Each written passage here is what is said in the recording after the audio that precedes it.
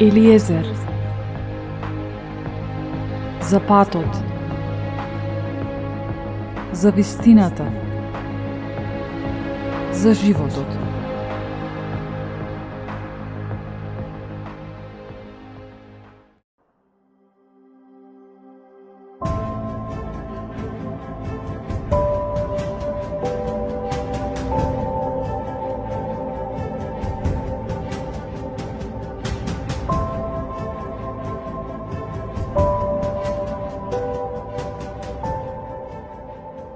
Почитувани слушатели, како сте? Започнува ново издание на Елиезер. Го започнувам со зборовите на Исус Христос. Ако светот ве мрази, знајте дека мене светот уште пред вас ме замрази. Да бевте од овој свет, тогаш светот ќе го љубеше своето. Но бидејќи не сте од светот, туку јас ве избрав од светот. Затоа светот и ве мрази.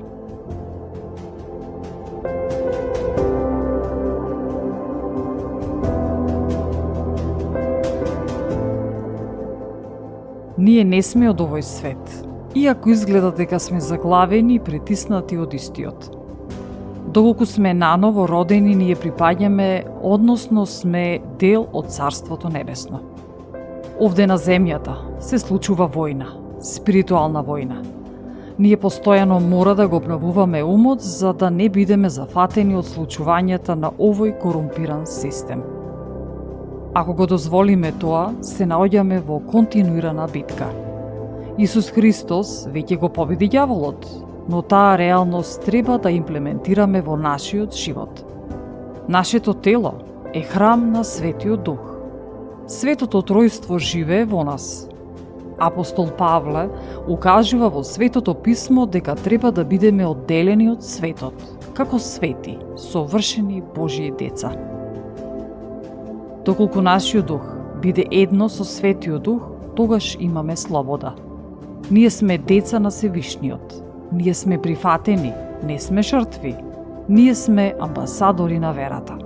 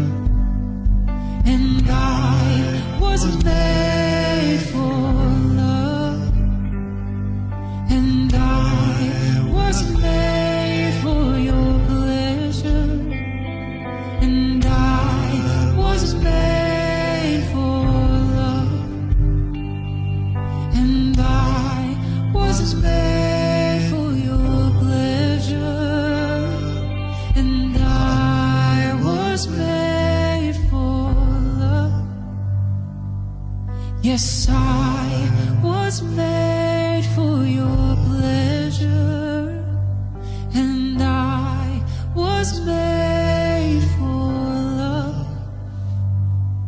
and I was made for your pleasure. Oh, yes, I was made for love, and I was made for your pleasure. You and I was made for love,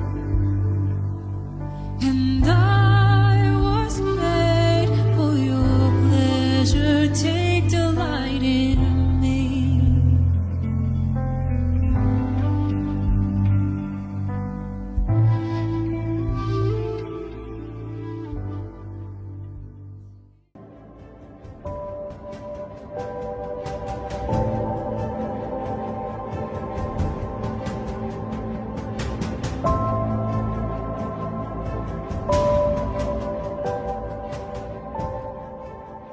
Божјиот збор, всушност, е волјата Божја.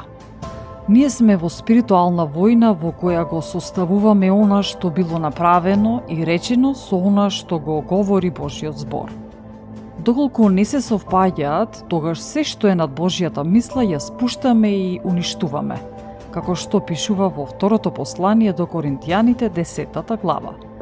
Зашто иако живееме во телото, не војуваме со телото. Зашто оружјето на нашето војување не е телесно, туку е силно во Бога, за разурнување на тврдини, па ги рушиме мудрувањата и секое превознесување што се крива против познавањето на Бога. И ја поробуваме секоја мисла за послушност на Христос.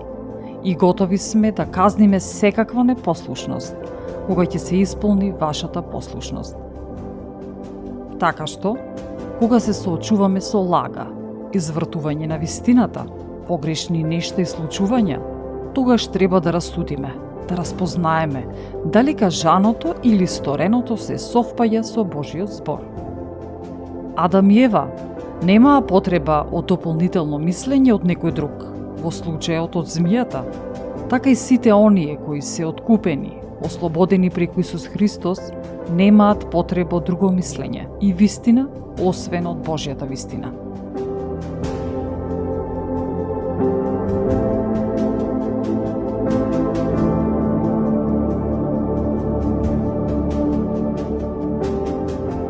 Грешката што се прави е тоа што ние даваме суд за тоа што е вистина врз основа на она што се случува наоколу, а не врз основа на Божиот збор. Например, ако се случува нешто што не е во ред, болест, сиромаштија, неправда и слично, ние го даваме нашето мислење за небесниот татко, за нашата врска со него токму врз основа на тие случувања, што е сосем погрешно. А што ако воопшто вината не е кај небесниот татко? Зарем размислуваме од аспект дека некој сака да украде од нас, да не уништи? Што ако постои некој кој сака да го украде дури и небесниот татко? Сте забележале дека секој ден нешто или некој се обидува да ве одвлече од дружењето со небесниот татко. А небесниот татко сака постојано да бидеме со него, преку неговиот збор. Сака да се молиме. Се што правиме за небесниот татко, тој го возвраќа со награда. Со благонаклоност, како што пишува во прво послание до Коринтијаните 2:9. Она што око не видело, уво не чуло, ниту на човек на ум му дошло, тоа Бог го приготвил за оние кои го љубат.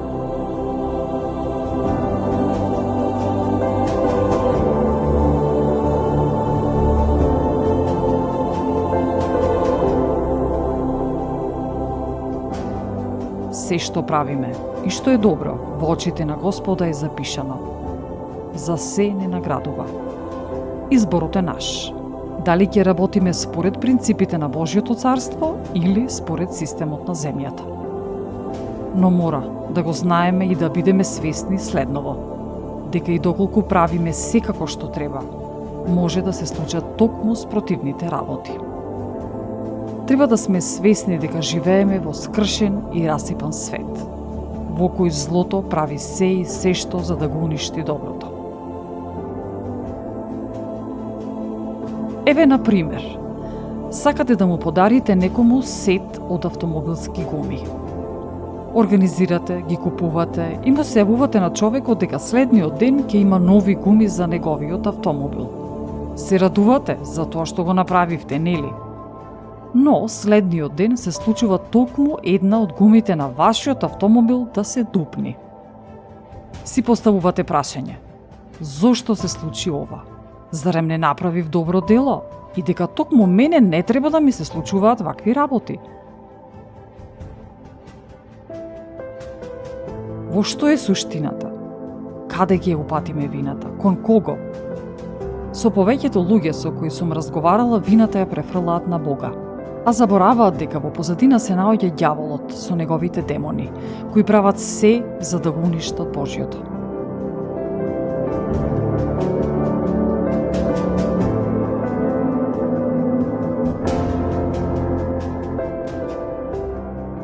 Следува следниот важен момент.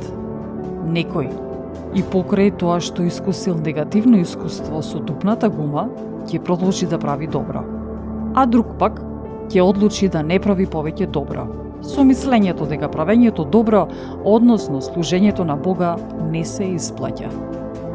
Така што, не можеме да го оценуваме нашиот однос со Бога или неговата љубов кон нас, или да го засноваме мислењето за него врз основа на она што се случило. Зошто? Затоа што ѓаволот сака да не обесхрабри, за да не правиме добро. За да не му купиме на некого нови гуми или што било друго, за да не помагаме.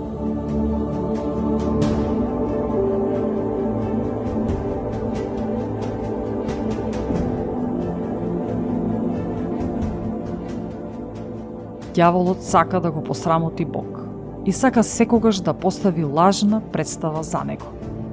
Она што треба да го направиме е да созрееме, да ја знаеме вистината, да ги користиме сите оружја што Бог ни ги има дадено за да се спротивставуваме на злото. Да ја користиме крвта на Исус Христос, да ја поставуваме на нас, на се што правиме, на се што допираме, до степен каде што влегуваме во зоната на Божјата благонаклоност.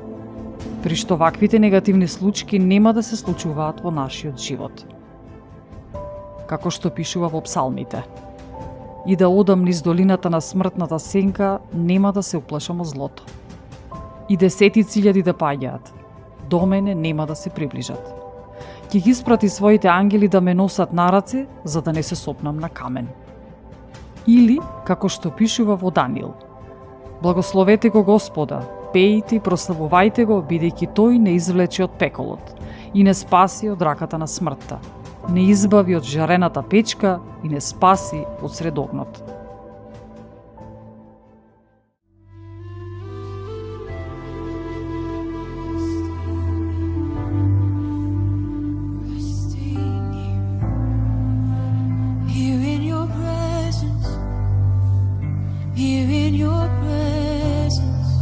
We are resting here, resting here, here in your presence.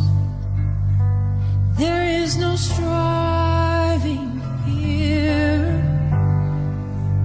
Here we are resting in your presence, and there is no striving here. We are resting in your presence.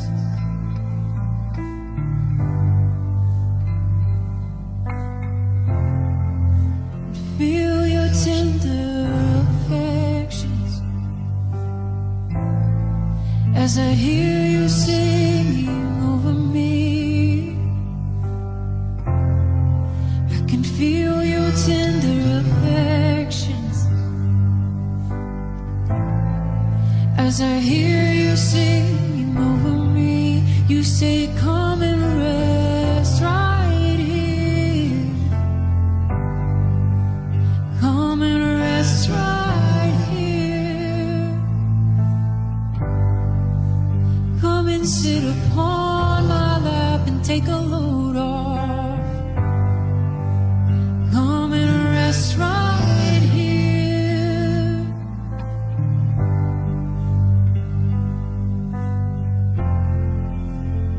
Resting, resting in your presence. 'Cause this is where I'm home. Resting, resting in your presence.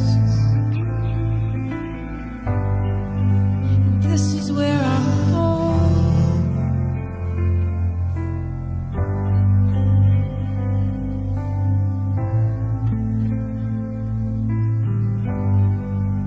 This is where I'm home.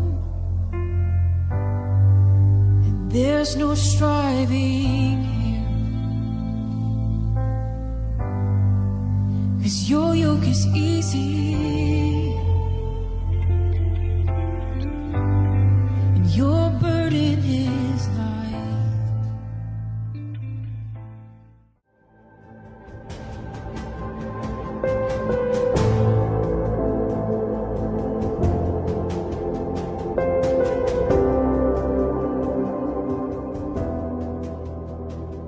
Небесниот татко сака се најдобро за нас, но ние треба да избереме да одиме по неговите патишта.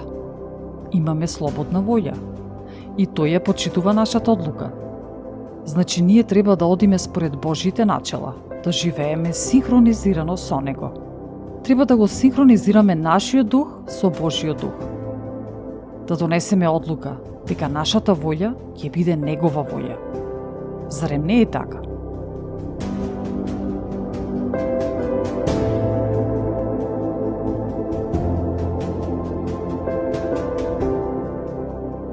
Како би можеле да имаме Божјата благонаклоност доколку живееме спротивно од тоа што тој ни вели?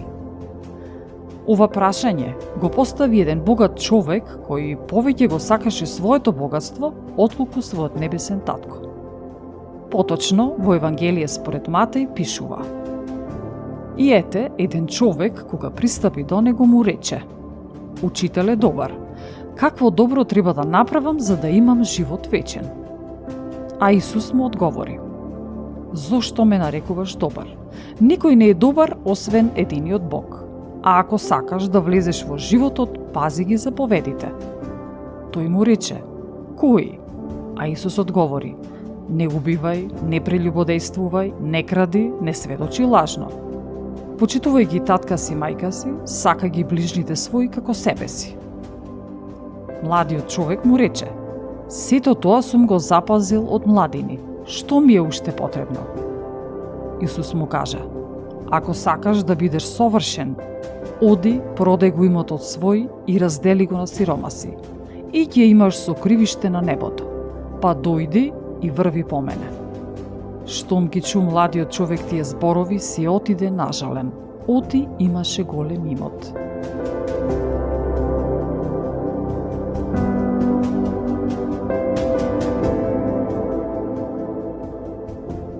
Зошто Исус го побара од младиот човек токму ова?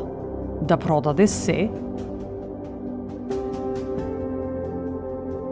Заради тоа што ја избра својата волја, а не Божјата, бидејќи му робуваше на парите. Не му го рече тоа Исус за да го направи сиромав, сигурно дека немаше да го остави да страда, токму напротив, богатството ќе му го множеше. Што направи небесниот татко за Јов? Нели Јов изгуби се, и имот, и ниви, сите синови и ќерки му изумреа, плюс и се разболи? Но Јов одлучи да не му поверува на ѓаволот дека Бог е тој што му одзема се. И што направи Бог? Му возврати стократно со добро. И имотот му го врати, и семејството, и му даде совршено здравје. Како гласи народната поговорка? Не се седи на два стола.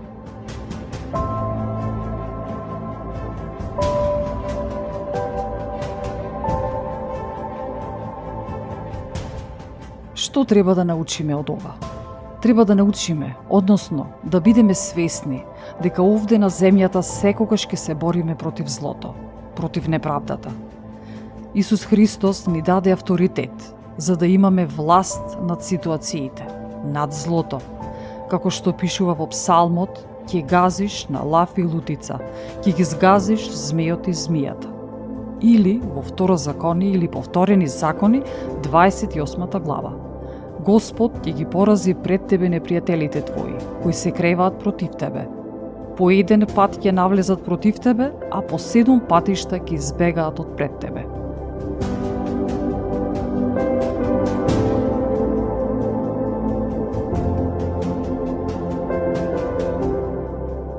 Да не дозволиме овој расипан свет да ни ја диктира и управува нашата врска со небесниот татко.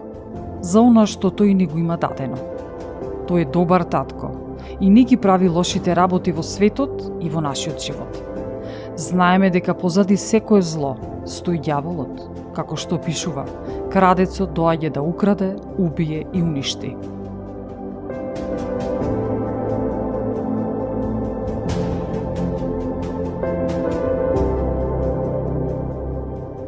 За крај на ова издание, се молам за вас со молитвата за победа и увереност во Божјата помош.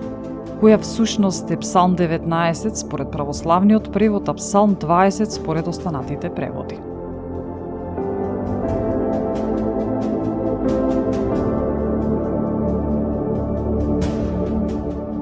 Нека те услиши Господ во тежок ден, да те заштити името на Бога Јаковов, да ти испрати помош од светилиштето и од Сион да те подкрепи. Нека се спомни за секоја твоја жртва и се палениците твои да бидат примени. Да ти го даде Господ и она што ти срце сака, и сите твои помисли да ги исполни. Ке се зарадуваме на твоето спасение и во името на нашиот Бог ке се издигнеме. Да ги исполни Господ сите твои молби. Сега знам дека Господ го спасува својот помазаник, го слуша од светите своји небеса. Спасението е во силата на неговата десница. Едни со коли, други со коњи, а ние со името на Господа, нашиот Бог, се фалиме. Тие се препна и паднаа, а ние се кренавме и стоиме прави. Господи, спаси го царот и услиши не кога ти се молиме.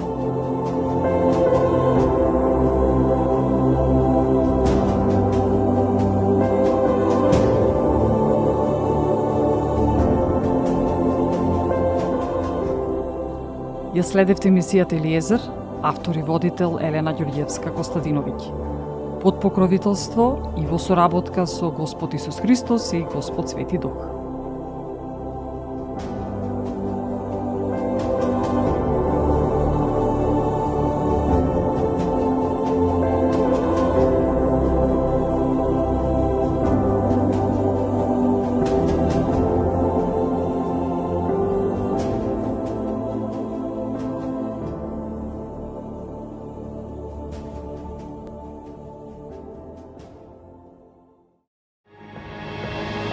Елиезер,